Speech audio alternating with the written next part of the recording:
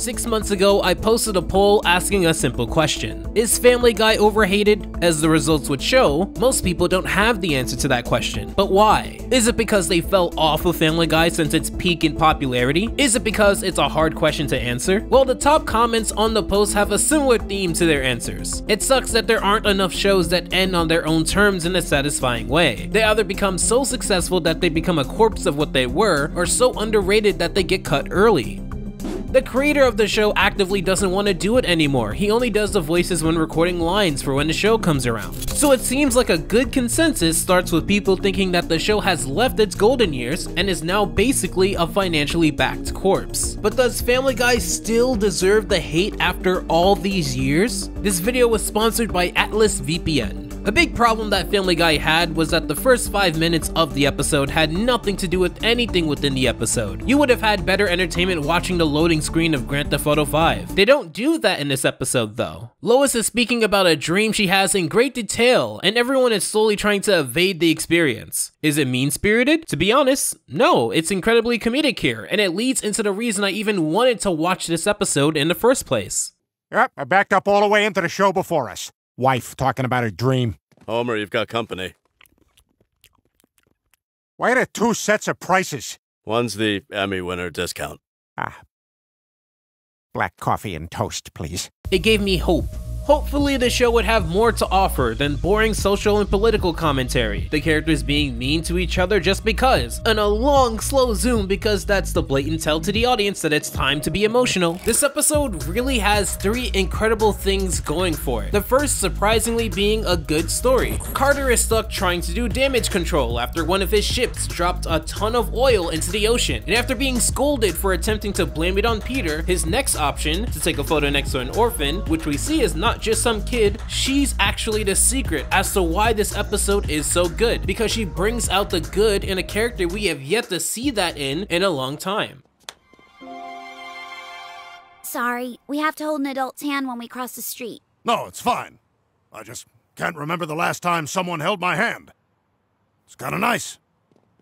So, what happened to your parents? They left me on the orphanage steps as a baby.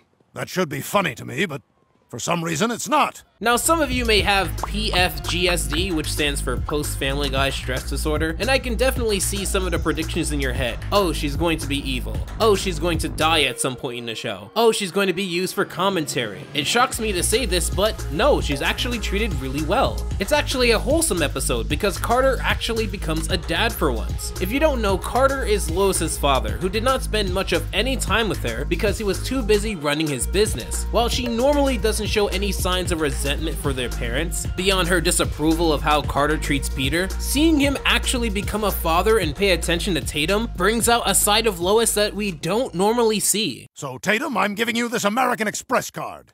But what about me, Daddy? I'm your daughter, too. Don't think for a moment I forgot about you, Lois. I'm giving you this Native American Express card. Why? I think you mean how. That's offensive. I laughed. That leads us to the second point. This episode has a lot of good jokes. I actually laughed at a Family Guy episode. And not like a fake laugh, like when someone has a pack of gum and you want a piece, but a real laugh. Whether it's from Peter walking into the glass, the joke about the audio delays during live news, or even Brian and Stewie, who have a subtle but great chemistry within this episode that isn't highlighted, but you would notice it if they took all of their scenes out in this episode. Although Lois is very jealous in this episode, she's not particularly the butt of the joke. Everyone is kind of on equal footing. Peter gets some jokes thrown at him, Brian, Stewie, Lois, Chris, but also Carter himself. But you know what's no joke? Your safety on the internet. Which is why I want to thank Atlas VPN for sponsoring this video. Sometimes content isn't available in a certain region, or is priced higher in certain countries, or is flat out censored for reasons outside of your control. Atlas VPN provides a variety of high-speed servers to securely mask your IP address and browse the net without fearing of being tracked, restricted, or monitored, which includes a network kill switch so you don't have to worry about your IP address being leaked in case of a dropped connection. You deserve to browse the internet without being geo-tracked for every little thing on every device, and combining a no logs policy, which guarantees that Atlas VPN doesn't collect your data, alongside a data breach monitor that scours the internet to alert you of any breaches, Atlas VPN is a no-brainer. So check out get.atlasvpn.com/alphaj or visit the link in the description or pinned comment and secure the best VPN deal on the market for just $1.83 33 cents per month plus 3 months extra. Without further ado, one of the funnier jokes in this episode. Boy, you're a great dancer. Mind if I cut in? Mind if I cut one? Oh, too late. All right, I gotta go take a not wetting the hair shower. Although some of the jokes probably could have been kept at the writing table. Hey, Chris, we're going to the zoo. What, are we returning Chris? Keep my name out your mouth. Wow, dude. It was a zoo joke. Keep my name out your mouth. You see, part of the comedy here is lost because if you know anything about this reference, you generally do because of the uncensored version. However, if you didn't hear, they're going to the zoo, which really ticks off Lois because all she ever wanted to do as a child was go to the zoo with her father. So to see it happen with an orphan he met purely because of damage control reasons is logically going to cause friction. However, Lois doesn't really take it out on the orphan, which would have been a large setback if they went down this route. In fact, she'd become very worried and 180 her entire perspective on Tatum while she was taking her to the bathroom and losing her mid-trip. I lost Tatum. We went into the bathroom, but now she's gone. Well, if this isn't an excuse to climb a giraffe's neck, I don't know what is. You see her? No, but do you see those hippos doing it? Giraffe? While Tatum is lost, there's one aspect that makes me think Family Guy has found its charm again, and it's the third aspect. Even with the pretty good story and pretty good comedy, the one thing that makes me believe that Family Guy doesn't deserve the hate it had before is that this episode is fun. I don't get those bitter vibes the show had years ago, when it became self-aware of the hate towards it and tried to farm it for hate-watching reasons. We've seen it in Teen Titans Go, and Velma preemptively did it in its first season. It just makes for a weird watching experience because you're catering to people who don't enjoy what you do, making the people who do enjoy what you do be pushed aside to speak to an audience that isn't going to come around via the bitter way that you would respond through the show. Seeing Peter have fun with the giraffe, or Carter and Tatum having a wholesome experience, or even that there really isn't many, if any, Meg jokes in this episode, it just makes this a fun, wacky episode with a fun and wacky way to ramp up tensions. Think about it. It's a zoo, there's a child, what's the first animal that comes to your mind? Exactly.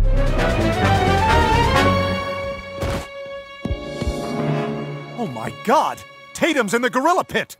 Oh no! Oh, sorry, that was a bad time to yawn. A special appearance from main man Harambe. How can I hate this episode for including Harambe? Especially because it never gets too serious. One of the gorillas escaped the zoo with a human face as a quote disguise, asking the zoo staff for the nearest banana district, which is again being shocking, edgy about it, but in a wacky way. They minimize the gore and the implied offensive nature of what just happened and keep it within a comedic route, which works so much better. Family Guy has finally woken up to a harsh truth that it's never really understood until apparently recently. You're not out offending what the internet can offer if you're on network television, so appealing to only that kind of crowd in that kind of way is kind of a fruitless journey. There's only so much you can do, even on Fox, and that's not coming close to what the internet can do. Even with YouTube's stricter enforcement of the terms of service, I'd argue you can do more offensive, risky, and shocking jokes here than on Fox. So when you reach that ceiling, you can't go higher than that, and you wouldn't even risk going higher than that, especially with how much money this show brings in. So you would have to go elsewhere and try something new and cater to another crowd or the same crowd that you have in a different way, which they finally do. Lois is even the one to rescue Tatum, and it loops back to how this episode started, with her speaking about her dreams. Oh, and Bonnie's brother was there too for some reason, which is totally random because I haven't seen him in like,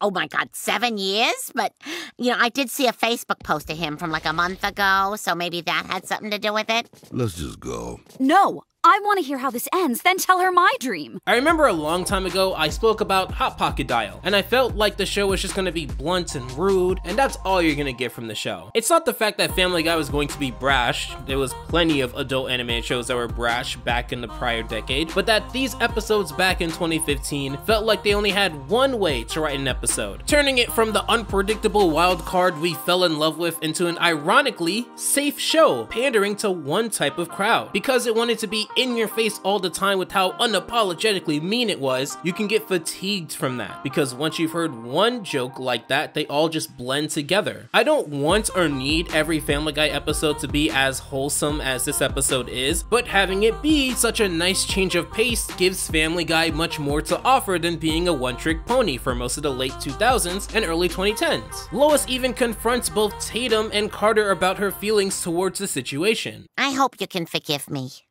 I always wanted a big sister.